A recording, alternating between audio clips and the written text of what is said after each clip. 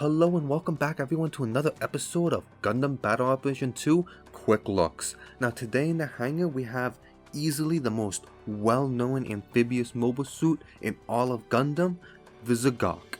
Now it being a giant mecha crab, Zoidberg looking thing, I think it's a crab. But let's review this guy and see what he's all about. But first, let's start with the lore. The zgok is in the Gog family. It's a Zeon amphibious mobile suit, but is a big step forward, being one of the most well-known amphibious mobile suits and used because it was a great all-arounder. It was both great on land and in water, unlike other suits like the Gog, which was really slow on land. The zgok also has some great weaponry, and it's the first mass production mobile suit to be equipped with beam weaponry, which is really nice having mega particle beams and its claw hands. It also has the standard vice claw, iron nail weapons that you see in countless amphibious mobile suits. Now moving on to the stats, the zgok at level 1 is a 300 cost ground only raid type. And just to get over this real quick, let me talk about its placement in this game. The zgok came very early in Battle Operation 2, but it's not really that much used. It's not a highly used suit. That's just because at 300 cost, we all know it, the Efreet DS owns that cost. The Efreet DS is an amazing raid. At 300, it just dominates the raids. And if you go up 350, there's just so much good raid types you can use. And if you keep going up to like 400, at 400 you have access to the zgok E, which is just a better zgok. It has much more equipment to it, has a lot more shiny bells and whistles. So the zgok is not really, it doesn't really have a placement in the Battle Operation 2 meta. HP we're looking at alright, a little low, but his resistance are just straight average. We're looking at basic, ballistic and beam. Melee's okay, pretty high, but again that's very common in raid types. For range boost we're looking at a flat 0, so he's doing no range damage, very little. Melee boost we're looking at 30, and with the vice claws he has, he's doing some good melee damage. Speed and thrusters are okay, they're above average for a raid, so he's going to be really quick, going to get places real fast. Part slots we're looking at 14, 5 and 1. I'm going to show you guys a build I have. With this type of part slots, you're really just going to be building melee, thrusters, and I'd put in a reloader. I'd recommend the live ammo reload, just because the beam one, there's some tricks you can do so you don't overheat it that much. Now for enhancements, not much to talk about. Max is 950, the extra part slots is at 570, so it's pretty nice if you want to max this thing out or just want the extra part slots. But now let's move into the skills. The zgok has no noticeable skills that should really be talked about. He has 3 melee swings, high performance balancers, maneuver armor, very standard things that good raids need. He has the special head buffer, which is something a lot of suits that look like this have, and it's just 10% less damage if you get hit in the head. And if you look at the zgok, he's kind of all head. So just think of this as a 10% less damage taken because most shots are going to be on the head. But anyways, now we got all that over, let's jump into training mode and see what this guy can do. Okay, now jumping in, let's see what this guy can do. Now height, length, width wise, he's pretty good. He's the size of that GM. He just looks big just because he doesn't really have a neck or a head. It's just all torso. But in terms of walking speed, pretty fast. He's a raid type, so he's going to have good walking speed, good thrusters. Nothing really noteworthy to talk about, but nothing really bad to talk about either. All around, it's pretty good. But now let's move on to his first weapon, and it's the same weapon every amphibious mobile suit has, and that's the vice claws. These are very standard weapons. The swings, nothing really to note about. Forward swing, back swing has a little bit something to talk about, but left and rights, it's okay. You do have 3 swings though, so let's talk about his forward swing. It's very fast and hits low into the ground. Now since I said you have 3 swings, you can do forward swing, side swing, forward swing, and that's your typical enemies on the ground combo. We'll talk about combos later. Now back swing, it's a big step forward in a very straight lunge. Just do note, this is not going to hit enemies on the ground. It has no low hitbox, it's very straight. Also he does this little weird animation at the end. and it looks like he dropped his keys or he's finding his contact. I just wanted to keep that in there, but nothing really to talk about. Now range wise, max range, we're looking right here.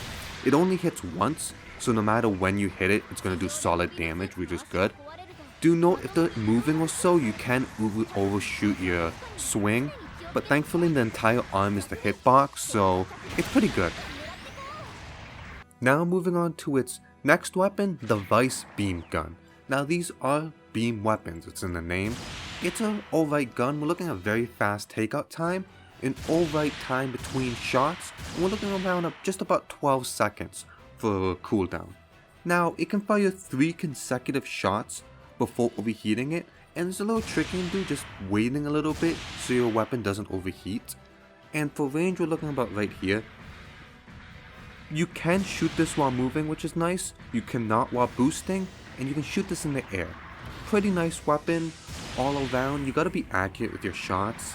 It's nothing much to talk about. Now for what it does on a mobile suit, very low damage. I do have type disadvantage, but the damage on this gun's not that great. But if you do land 3 consecutive shots like I did, you're gonna get a stun. Now as you saw, I shot, waited an incy bit, then shot again. This is so you don't overheat your gun. In this case, I just held down the button and shot 3 times. I overheated the gun. Small little tip to do about this gun. Now, the biggest tip for this, and this is something that's with all mobile suits that have like multi-hand weapons, is what hand you're using to fire it. If you're doing any movement, you're gonna fire it off your right hand. As you see right here, I'm just right off the building and I can shoot it with my right hand. But as you see with I'm strafing and stuff, you see sometimes if I'm moving to the right, my left hand becomes the weapon that shoots. Now, the zgok, this isn't that bad because you only have one weapon, but this is very prominent in the high guard where you have a missile that you can shoot and you can actually hit yourself because your arm switches and it can be very annoying. But in this case, it just makes it so you're gonna whiff your shot. So like you see right there, I shot the building because I moved and my left hand became dominant. But if I'm moving the right way, my right hand is dominant. So just know, like I'm over this building, I can't hit the GM. But when it's the right hand, I can hit it. So do note at this, worst case scenario with the zgok is you miss your shot and you're down a shot. But just something to note about with the other mobile suits. Moving on to its last weapon, we're looking at the Head 6.2 Missile Launcher. Now we're looking at a 9 to 10 reload time, very fast takeout time. We're looking at 6 shots per clip. As you see, you shoot it and it does this weird arc, then goes towards the target. You can shoot it once, or you can just unload the entire clip. As you see range, we're looking at some solid range. But if you are moving, it's gonna scatter a bit. But you can shoot this while boosting. And when I was boosting, I moved my reticle a little bit and it really scattered the shots. So if you keep it steady, your missiles are gonna relatively go around that spot. It's easier staying still and shooting, but obviously you're gonna be moving and they're gonna be moving. You can shoot this while fully prone and it still does the arc. It's an accurate weapon if you use it properly. Now as you see, it does very poor damage. But if you land 3 shots, like the beam weapon, you get a stun, which is really nice. Now you can just pump it, but I would highly recommend just holding it down and unloading all the shots into them. Just because some missiles might miss, some missiles might hit their shield. But as you see, I can walk towards them and just hold down the button. You can't really tell which one's hit and which one doesn't, but you got 6 shots, so 3 of them are gonna hit. And as you see, you can boost towards them while shooting, which is really nice. You can really close the gap while trying to get a stun. Now, you can shoot them on the ground if you knock them down like this. It's alright, I do not recommend you doing this, just because you have very poor damage. Now time for some tips about your weapons. Something very important to know is, it takes 3 shots of either weapon to stun. Now 1 beam shot equals 1 missile. I'm just going to show you guys that you can land 2 beam shots, then fire 1 missile and you get the stun. And this is for any combination, either the beam, missile, beam, beam, beam, missile, missile, missile, beam. As long as you land 3 hits, you're gonna get the stun. This is very important because you don't need to overheat your beam rifle then. So you can run live ammunition cooldown instead of beam cooldown. And if you do this properly, you're not gonna overheat your gun, or you're gonna overheat your beam gun rarely. Just do keep this in mind. I do recommend using the beam shot first, then the missiles, just because you can shoot the missiles while boosting, and it's a really good gap closer. But just do any combination of this, mix it up. Depending on your scenario, there's a lot of combinations for this.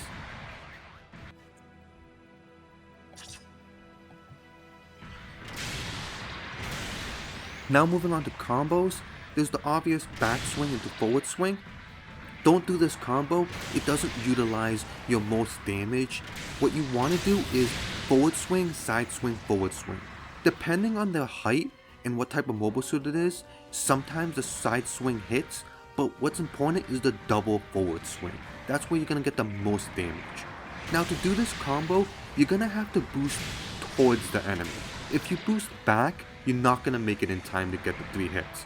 As you see, I did the backswing, then I boosted forward, then I was able to do forward side forward. And I'm just going to show you, if you do back, the most you're going to be able to do is get a beam shot off, then a forward swing. You can also use your missiles. I do not recommend the missiles because you're going to reload the gun, and it's just now you have 9 seconds or 10 seconds without any missiles. So if you're going to use a shot, I recommend the beam shot. But here's another example. If there's buildings or obstructions, boost towards them so it stops you, then you can get the multiple melee swings off. Or just boost towards them. Make them the wall, like a pseudo wall, and boost towards them, just so you can get those 3 hits off. Now for counters, it's just a pick up and slam. I wish it was like a chest punch or something like that, but oh well. Anyways guys, thank you for watching. Now the zgok, this was not very in-depth. This is a very simple suit.